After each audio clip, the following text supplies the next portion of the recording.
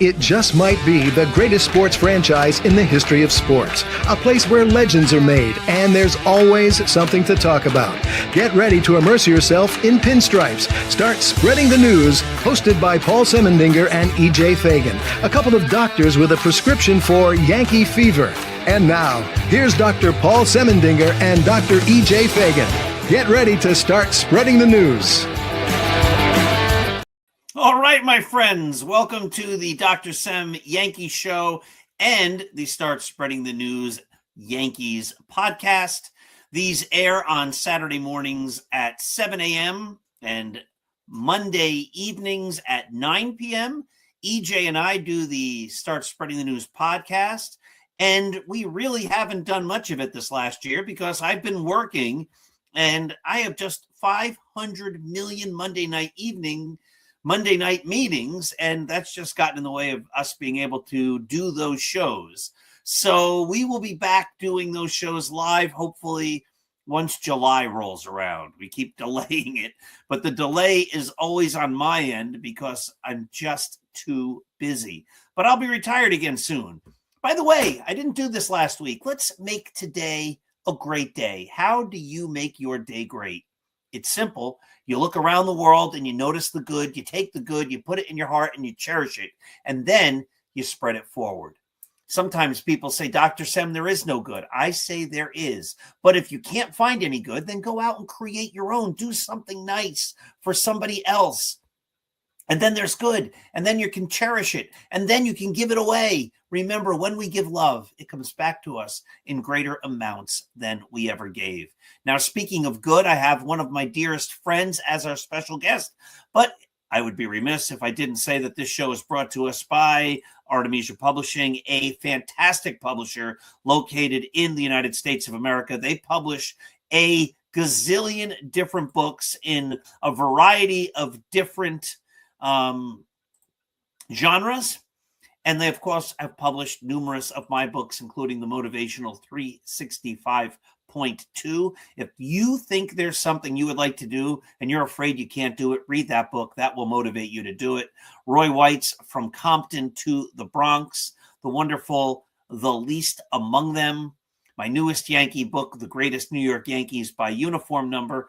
Mike Whiteman, by the way, who is our special guest, has helped on numerous of these books as an important editor. And of course, the greatest novel ever written. If you have not read Scattering the Ashes, your life is incomplete. Complete your life. Make your life one that is totally perfect in every way by enjoying my great novel, The Scattering the Ashes, also available on audiobook recorded by me. So that's the introduction stuff. And ladies and gentlemen, my dear friend, the wonderful Mike Whiteman. Mike, how are you? Paul, I'm wonderful. How are you? I'm doing great. It seems as though we were together not very long ago. You know, it just seems like yesterday. or maybe sooner. Maybe. Might have been just a little while ago, as recording two shows in the same evening. By the way, this is the book I was talking about by Tom Stanton. It's called Ty and the Babe. Oh, yeah. And baseball's fiercest rivals. A surprising friendship and the 1941 Has-Been Golf Championship. This is a phenomenal book. I can't recommend it highly enough. Yeah. Hey, I got to say something. One of my favorite parts of watching your show is when you encourage us all to make today a great day. And, that's, sometimes we kind of get lost in our, in the baggage in our head and maybe, what's going on. And just that reminder is a good thing that we can, we may be limited what we can control in life, but we can control what's right here. And, correct. And there is good, even in our darkest days, there are good things that are happening. Mm-hmm. We're breathing, there's food, we have family, we have friends, we have shelter, there are kind people, there are nice things that are happening. And I think we need to spend more time remembering and appreciating those good things that are happening. And again, one of those good things is, if it weren't for Start Spreading the News, you and I would have never been able to meet up and become friends. It's amazing. And, it was it's about 8 years ago, I think.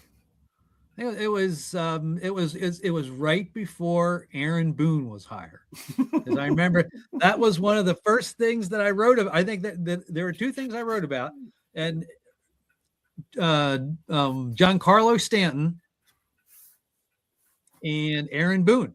Mm-hmm. And I remember we were terribly excited about Giancarlo Stanton, and we thought him and Aaron Judge would just smack 50 home runs because both of them had hit like 50 plus home runs in 2017. So we figured that they would just smack 50 home runs all the time. Maybe the excitement of Aaron Boone wasn't quite as much, but we were quite excited about Stanton and about Judge together. Yes, we were. And we were wrong about Stanton. He, unfortunately, I think we were right. It was a great move. It just didn't work out. Mm-hmm. But the hesitancy of hiring a guy who never managed before to help lead the Yankees to a world championship proved to be precise and poignant and prescient, and I'm trying to think of other P words. Perfect, because all these years later, Aaron Boone is still trying to figure out how to lead the Yankees to a world championship. I remember I was a big Girardi guy. I liked Girardi a lot. I love Girardi. I like Girardi. He's a good manager and a good person. So yeah, I was disappointed when they fired him. And I was also perplexed. The P word. I was perplexed when they fired him after they made that run in 2017. Yes. And my problem with Aaron Boone was he had never managed. I'd managed more games than him. I'd managed Little League, and he hadn't even done that. And to turn over the kingdom of a team on the precipice of the World Series to a guy who doesn't have any experience leading a club, not in the minors, not in the majors, never was even a coach, didn't coach in them or manage in college ball or Little League or anything. And to say, yeah, we think you can do it was the biggest leap of faith. And he couldn't do it. He hasn't done it. Maybe he can someday, but he hasn't yet. It seemed to have been like a fad back then. That was a fad because I don't think Boone was. Well, I think there were some other guys like that as well. It just seemed to be kind of like a fad. I think it wasn't like Robin Ventura. Wasn't he hired as a manager without managerial experience? Maybe. I don't remember, but maybe. And I think now, let's see, Carlos Beltran. That was later, I think, when the Mets had hired him. So I don't know. Yeah, I don't know, but it surprises me that he's 8 years in, and or no, he's 8 years in. Yeah, this is his 8th year as well. So so I don't know who will last longer, Aaron Boone with the Yankees or me with Start Spreading the News. You would Start Spreading the News because you ain't going anywhere. I'm not going anywhere. No one else will have me. And I won't let you go. We'll have to have a big contract negotiation when major media entities says they're going to pay you millions of dollars and I have to keep you. That's going to be tough. Call my agent. I can offer you some good pizza in Hershey every now and again, and breakfast at some diners. That's done. They should have had me negotiate with Juan Soto. He would have stayed as a Yankee. Juan, I can't give you a lot of money, but I can bring you over for pizza. We got a good pizza place we can take you. Yeah. JoJo's Pizza in Hummelstown, PA. It's not so bad. Not bad at all. Not bad at all. All right, so I think today you're going to try to stump me with all sorts of random baseball trivia questions. I have no idea what you're going to ask, and if I get them wrong, that's half the fun. And last week we looked at baseball cards from Hall of Famers, and this week we're going to talk baseball by just starting with trivia and seeing where that leads us. Now these will be primarily focused on the Yankees. That's primarily good. Focused on the Yankees. That's in my wheelhouse. That's in your wheelhouse. So let me ask. So the first one I'm going to ask you is one that I just came upon recently, and that is, who was the Yankee starter in the first game at Yankee Stadium in 1923? All right, I think I know that. I think it was Bob Shockey. Bob Shockey. Yes. There you go. Very good. I kind of remember Bob Shockey being. I didn't see it because I wasn't a Yankee fan in 1976. I wasn't quite into it. I didn't quite know what baseball was, but I remember getting the 1977 Yankees yearbook when I first went to my first game, and I kind of remember a photo spread that showed pictures from the opening of the new stadium from the year before, and they're saying Bob Shockey. That's my recollection, and that's how I would know that answer. Yeah, years ago, I went to the Hall of Fame. Spent a couple of days. This one probably about 2018, 2019. I just drove up myself, spent a couple of days there, and I went into the library. And I had asked them beforehand if they could pull some things from Yankee Stadium opening, from the original Yankee Stadium. And of course, the Hall of, and so you've accessed the Hall of Fame library with your writing, and they're wonderful there. They're absolutely wonderful. I think it was a guy named Cassidy, if I'm correct. Cassidy Lent. She is just remarkable. She was so kind, so welcoming. And so when I got there, she said, "Oh, I've been expecting you." Handed me a number of materials about the original Yankee Stadium. One of the things was a program, under some sheets or whatever, for the first Yankee Stadium game. And so, of course, I had to wear gloves on it too there, but it was pretty neat to see. It's great stuff. Yeah. Sometimes I think Bob Shockey, I'm not sure if Bob Shockey really gets the love that he should be. Bob Shockey was a good pitcher. Bob Shockey, you're absolutely correct. I'll pull up his numbers right here if we have a second. That's what I got here. Yeah, 4-time 20-game winner, 195 career wins, 46.6 WAR. He pitched from 1913 to 1927. Yeah, led the league in games finished in 16, in ERA in 1920, in saves. How about that? Saves. He won 24 and 14 in 1960 with the Yankees, and also had 8 saves. They didn't keep track of saves back then, but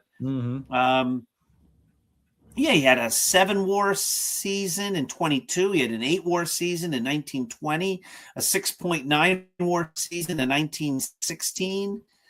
Member of the 27 Yankees, though he only pitched in 19 games that year, only made 2 starts. But yeah, Bob Shockey, he's one of those guys that's been forgotten about, but he was a big-time player, and he helped bridge the Yankees from the Highlander days.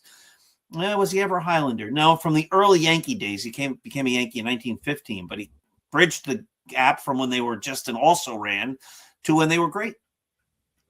His 1916 season, 24 wins, 14 losses, 53 games, only 27 games started. So he only started 27 games, yet he won 24 games. 20, like you said, 24 games finished, 21 complete games. That's kind of a crazy season. He must have when he pitched relief, he wasn't just coming in to do 1 inning at a time. No. He was coming in and he was pitching and pitching and pitching. And what's that, 1916? 1916. Yeah, so I mean, Baseball Reference is the greatest. He pitched on May 2nd, May 5th, May 6th, May 12th, May 19th, May 24th, May 26th, May 30th. Some of those were starts. Some of those were out of the bullpen. 9 innings, 5 innings, 0.1, 1.1, 8 innings, 9 innings, 2 innings, 8 innings. That was just the month of May. Yeah, crazy. Yeah. Okay, I got another one for you here. All right, I'm 1 for 1. So before now, of course, we know Don Mattingly, one of both of our favorites, many Yankee fans' favorite player. His number was number 23. What was his number? No, that was not his first number with the Yankees. What was his first number? That's a great question. And it gives me an opportunity to plug the greatest new book I have, The Greatest New York Yankees by Uniform Number, where I go through and talk about every Yankee uniform number and who was the best at those uniform numbers. So, like, we highlight every single uniform number, and I pick who was the best player wearing that number. So Mattingly came up wearing number 46. 46. I'm 2 for 2. Then he sliced it in half. And his career took off. 23. Absolutely. Do you think Don Mattingly is a Hall of Famer, Paul? Yes. I mean, his overall WAR and all that, I think it's in the 40s. I think there's other first basemen who were better, like Keith Hernandez, who also belongs in there. If you asked me, you've actually changed my thinking on this, but if you asked me 10 or 15 years ago, I would have said, I love Mattingly. He's probably not a Hall of Famer. But, and I don't want to say watered down, but they have watered down. They've let many more borderline guys in. And this isn't to disparage Ted Simmons or Harold Baines, but Mattingly means more to the history of baseball, and he was a better player than those guys. Mm-hmm. And I know people disagree with the logic where you say, well, he's better than this guy. That guy brought the bar down to here, and he's better than them, so he should go in. Somebody says that's false equivalency or whatever. Well, no, it's really not. If you are better than guys that are there, you belong to be in there, and Mattingly belongs in the Hall of Fame. Mm-hmm. I agree.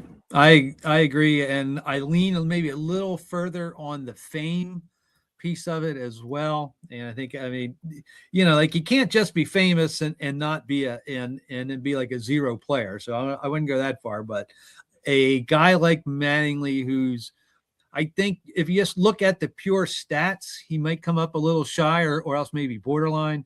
But then I think you get, what he meant to the Yankees, what he meant to the sport. And I think that pushes him over the top. I'm thrilled, living in Pennsylvania here. Of course, Don Mattingly now manages the Phillies. And, when I was a kid, the notion of Don Mattingly, managing the Phillies, that would have just driven me nuts. Because, Don Mattingly's a Yankee, not a Philly. But it has been fun watching him manage the Phillies and see them respond to him. You opened my eyes to the idea of having a bigger Hall of Fame. And so I just sort of have the question of, if Don Mattingly were in the Hall of Fame, would the Hall of Fame somehow be weakened? No, no one can make that argument. Like, the Hall of Fame's not what it once was because Don Mattingly's there. No, right. I think Don Mattingly enhances the Hall of Fame by being part of it. And so he needs to be there. Mm-hmm. Absolutely. All right. Let me fire I'm 2 for 2. That's all right. 2 for 2. Okay, here. So we know that Mickey Mantle has a record 18 home runs in the World Series, in his World Series career. And of course, that's back when the Yankees, they were in the World Series every year back in the 50s and the early 60s. But which Yankee is in second place with 15 home runs? All right, so I'm going to need some guidance here. This isn't cheating necessarily. Okay. Okay. Is the question, I know you have some old-fashioned baseball digests that you're culling some of the questions from possibly. So I don't know, is this a question that's like from a 78 baseball digest, or is this a newer question? This is it is a newer source, but an older player. Oh, all right. Newer source, older player. So he could be in that 1978 Baseball Digest that I have. He could. All right, because then, all right. So just to be fair, because I never cheat and I always am honest about everything, but when we're doing this, so I don't want to pretend like I know everything and somehow I just have all the answers. I was going to say Bernie Williams if you said it was a recent question, because I know Bernie had a whole bunch of postseason homers. He might have the most postseason homers in history, but if it's not Bernie, because it could be somebody from an old period, I would have to say Babe Ruth. Babe Ruth is the man, yes. All right. So I get it right only because of your hint. If you didn't give me that hint and you said the number is accurate as of today, I would have leaned to Bernie. And then you would have said, no, it's somebody from a long time ago. And then I would have said Babe Ruth. So I'll give myself half. It's instead of give yourself a half a point at least. But and of course it's the feat of getting all these World Series home runs. Again, back in a day where you didn't have playoffs and stuff. So, gosh, how many? Yeah, and again, I like to ask, what if Babe Ruth had 3 rounds of playoffs every year, and how many postseason home runs would he have? Would he be on all the time too? Because you think, if you constantly have, if you're 3 series every year, you got to have a dud every now and then, I would suspect. Yeah, I'm sure. But Babe had this knack of being able to rise to the occasion. So who hits the first home run in Yankee Stadium? Babe Ruth. Who hits the first home run in the All-Star game? And that was 1933 we decided. So he was old, Babe Ruth. Who calls his shot in the 1932 World Series? Babe Ruth. And so people, he didn't really call his shot. But when you read accounts of that whole thing, players said, well, maybe he didn't call that shot. I'd like to believe that he did. But they said, Babe would do that all the time. He would say, I'm going to go up there and hit a home run, and he would. So whether or not he actually called that pitch against Charlie Root in the 32 World Series, I think he did. But even if he didn't, the contemporary reports say Babe Ruth would do that kind of stuff all the time. Right. I mean, even if he didn't, you believe that he could. Yes. You believe that he could. Absolutely. Wouldn't be like Anthony Volpe saying, I'm going to hit one and dead center field. Right. Like if he might do that on occasion, but he couldn't predict it because the likelihood of it happening is very limited. Right. Babe Ruth could do it because he was so far ahead of his contemporaries too. Like it was a different game he was playing at times. I think how he just revolutionized the game, and just is he? I mean, gosh, if you think of the most influential players of baseball, Babe Ruth, Jackie Robinson, it's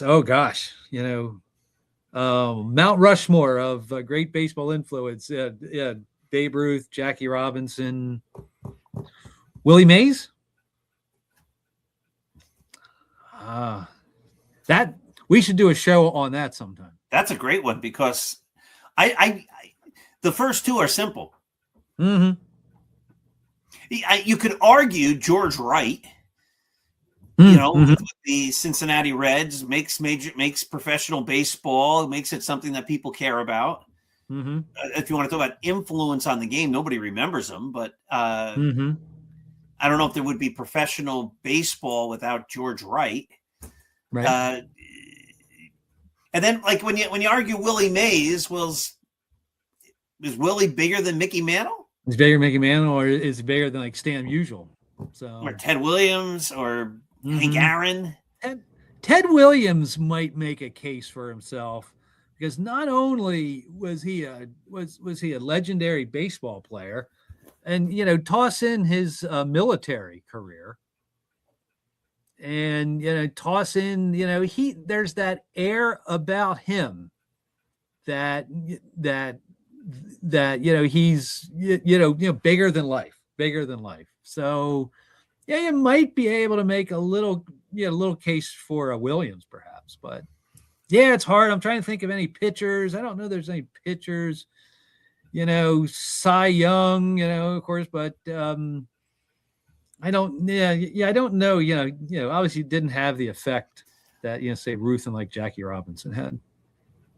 It's a great story about Christy Mathewson because, he was a college guy, Pennsylvania guy, went to Bucknell, and he was one of the first clean cut major leaguers. Mm-hmm. And there was a picture that someone took of him back then. When they took pictures of baseball players, they took portraits. They were all rough and tumble guys. And then there was the picture of old Christy Mathewson, and he was clean cut, and he had a little wry smile on his face. And a lot of people say back then he was one of the reasons that he brought dignity to the game. So you could say him, Lou Gehrig with his famous speech and ALS and all that. It's a great topic. Yeah. I think Babe and Jackie are easy, and I think the rest it becomes a big debate on who it could possibly be or who they could possibly be. Mm-hmm. Absolutely. So okay, I've got another one here. In 1972, Yankees had a first baseman outfielder named Danny Cater. Mm-hmm. And he was traded to the Boston Red Sox. Easy. For who? Sparky Lyle. Sparky Lyle. Is Sparky Lyle a Hall of Famer, Paul? I don't quite think Sparky makes it. I think you can make an argument. He won the Cy Young Award in 1977. He was one of baseball's first true relievers, fireman. I think he was the first pitcher ever to have an entrance song. They played Pomp and Circumstance for a little while, and I think he actually said he hated when they did it, and they stopped it. I think they only did it for one season, and the legend grew that it was more than that. But you could make an argument for Sparky Lyle. I think before I'd pick Sparky Lyle, there might be like a guy like Mike Marshall, who pitched so much in the 70s. What, he pitched 100 games out of the bullpen in like 1974. He also won a Cy Young Award, I believe. There might be some other relief pitchers I would think about before Sparky. Again, I don't think Sparky would hurt the Hall of Fame by being in it. Mm-hmm. I think it's a harder case for him. Yeah. Well, it's interesting. I just scribbled down career WAR for three relievers. Sparky's at about 23. Bruce Sutter was at 24. And Riley Fingers was at about 25.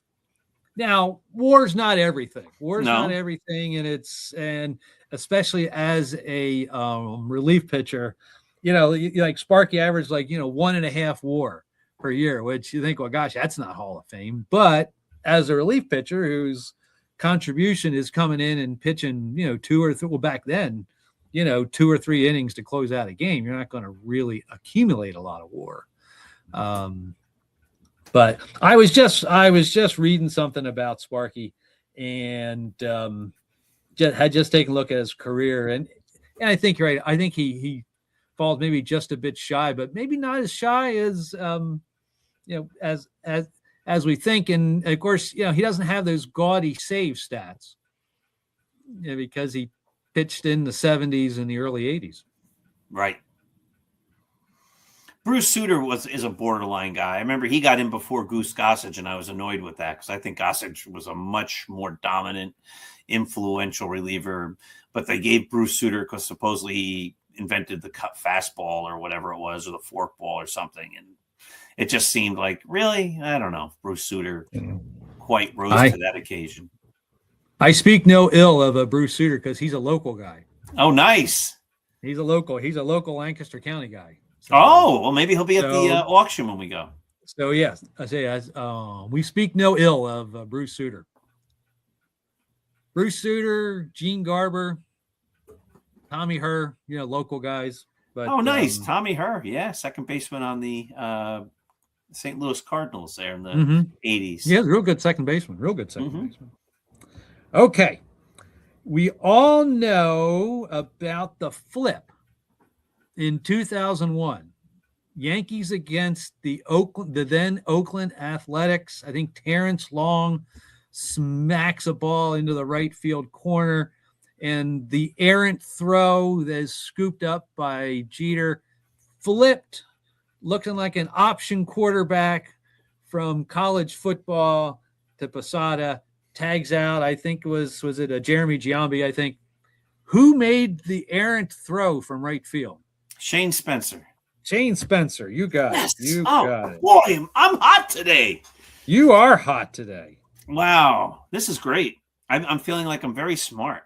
Yeah, you are very smart. You are very smart. Do you remember 1998 Shane Spencer in 98? Oh, the home run dispenser. I never saw anything like that.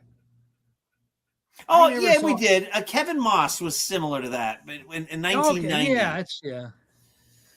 But I think Spencer, didn't he like smack a bunch of grand slams too? He might have. He might have had at least 1 or 2 grand slams there. Yeah. And then he missed an optional workout or something.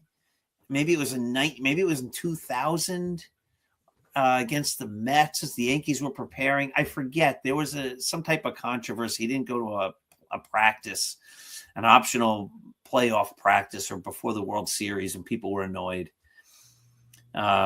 Sometimes people get a little too big for their britches or something. But yeah, he was fun. That was unbelievable. Yeah, well, yeah. I remember, and of course, 98 was, of course, the perfect season. So, and that just put the exclamation point on at least the regular season. 100%. Okay, I've got, and let's see here. I had asked a question about the opening of original Yankee Stadium in 1923. I now have a question about the opening of Yankee Stadium in 2009. The new Yankee Stadium. Who hit the first home run? Oh, I think that's the one question I saw. That was Jorge Posada. All right. I'm sorry. All right, let's actually the new Yankee Stadium opened in I think the very first game was April 3rd, 2009. It was my son Alex's birthday. It was a scrimmage. It was against the Chicago Cubs, and we got tickets. I took him to the opening of the brand new Yankee Stadium. I was there with Alex the day it opened for their very first game. That was cool. Yeah, that would be cool. Okay, here. Let me see here. Alrighty here. I'm starting to run shy here. Let me see here. Okay, here. Okay. Oh, no. Okay. On August 25th, 2011. Oh, God. Robinson Cano, Russell Martin, and who else hit grand slams for the Yankees that day? God. 2011, Curtis Granderson. Yes, that's right. Yes, that's right.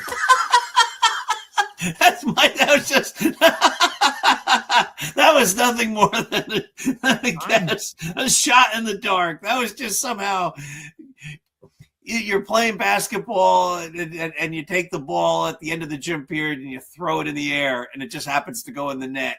And they're like, wow. You're like, yeah, well, it happens all the time. I'm glad you said it because I was going to start singing, the Grandy Man, the old John Sterling. Who I miss greatly.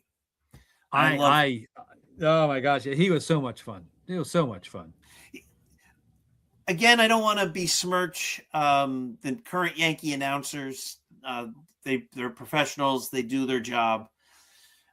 But John Sterling had a voice that felt like you were listening to a baseball game, and the current Yankee announcers don't have that. Their voice doesn't resonate like that. And I used to love to go to sleep if there was a game on and fall asleep to, and it'll be a 3-2 pitch to Jeter, swung on and bounced to short. And it was just rhythmic and the intonation and everything. It was just soothing. I've tried falling asleep to the modern day announcers, and it doesn't work. Yeah. And I miss that. Yeah. He was a classic, that's for sure. I loved him. All right, why don't you give me one more, and then we'll wrap this thing up. All righty here. So I'm just going to pull out here. Oh, let's see here. Okay, here. No, we're not going to do that one. I'm not going to do that one. We're going to go to another one here. Is this from an old Baseball Digest? I was looking. I just love. I'll do a commercial. I just love Baseball Digest. You actually subscribe to the online where you can read every single issue. I do. You can read every issue back. I think the original Baseball Digest was like early 1940s. And so you can go back online, see every Baseball Digest. And That's crazy. It's just, I've used it so many times for my writing at to start spreading news. So I just do it for fun. And, and it is one of those things that I just, there's no question. I just renew it every year. Just renew it every year. I used to love it when it was a little magazine. Mm-hmm. When they were small, yeah, well, I would read them. Yep, just like that. And I'd read them with my breakfast every morning. And I'd read the same issues 1,000 times. And my dad was a school teacher, and his library got Baseball Digest, his school library. But they didn't keep the things at the end of the year. Maybe they kept them for a year or two, but then they didn't keep magazines ad infinitum in an old school library. And then rather than throwing them out, my dad would take the ones they were, I guess they spread them out on a table. These are all going to be discarded if anybody has any use for them. And he would bring home the old Baseball Digests, and I'd get to read them and read them and read them over and over and over again. Yeah. Okay, last question. Of course, we know the Yankees and their fabled history and their captains. Oh, boy. And so the question, here, Yankee captains, Gehrig, Munson, Nettles, Mattingly, Willie Randolph, Greg Nettles. Wasn't Ron Guidry, I think, a co-captain? Co-captain with Willie Randolph. Yep. Jeter, Aaron Judge. Am I missing anybody? There were a couple before Gehrig. Babe Ruth was the captain for a minute. There's a debate about one guy. I can't remember who it was. There was a debate. Sometimes there's information that gets spread through the internet that's incorrect, and somebody had made a list and it got published over and over and over again. And I started an article for Start Spreading the News. This is probably 5 or 8 years ago, disproving that player was ever a captain. I don't quite remember who it was. I think Hal Chase might have been a captain for a minute. All right. So what's the question? Who is the longest tenured? Oh, wow. That's a great question. Wow. Because they all became captains at not early in their careers. Mm-hmm. It was always towards the tail end. Munson became captain probably in 76. Or was it later? I once wrote an article, too, about the fact that it might be in the Least Among Them. I might have a chapter in the Least Among Them about this, where I don't know if the Yankees have ever won a world championship, or they haven't won many world championships with captains. Like most of Gehrig's career, he wasn't the captain. I mean, I guess they did at the end because they won in 36, 37, 38, and 39, and he was on those teams. I forget exactly what the premise was, but there was something about when the Yankees have a captain, they don't necessarily do great. Jeter became captain after the Yankees won all those World Series, I believe. All right, I'm going to go with Aaron Judge. That's just my crazy question because he's been the captain for a number of years, either him or Jeter. I'm gonna go with Judge. Jeter. All right. I swung and missed. I had a long foul ball, and it was caught at the warning track. This is my runner-up guess. It was a good effort. When did he become captain? Do you have that? Oh, I don't, but wasn't it somewhere around like 2003 or so? I think it was later. Was later? Okay. It was right around the time, wasn't it like around a time, I think, where maybe 05? Maybe he was, maybe like Steinbrenner wasn't happy with him originally, and maybe he like tried You're to amazing. do June 3rd, 2003. I thought it was later. it. Okay. So they did win a World Series with Jeter as the captain. 2009. Yeah. All right. When did Thurman Munson become captain? Do you know? Oh my, I do not know that.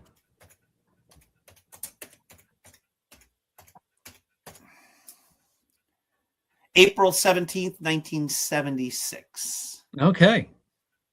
Well, and yeah, he had what? And then they won the American League pennant, and Yeah. then they won 2 World Series. Then So whatever my thought was on how well the Yankees do when they have a captain is I'm misremembering whatever it was that I'd figured out regarding that, because it doesn't make any sense, because Jeter won a World Series. Gehrig must have won a whole bunch. Munson won 2. Judge hasn't won any. Mattingly didn't win any. With them as captains, Nettles and Randolph and Guidry never won any. So I don't know. Maybe it's the majority of seasons when the Yankees had a captain they didn't win. Right. Because Jeter only won 1 after all those years and stuff. All right. Mike, this was a great pleasure. This was always fun. Yeah, I appreciate the invite. Always glad to chat baseball with you, Paul. Me too. You're a good man. And thank you always. And have yourself a wonderful day. You do the same. All right, my dear friends, this has been the Start Spreading the News and the Dr. Sem Yankee shows. Have yourselves a wonderful day. Let's go.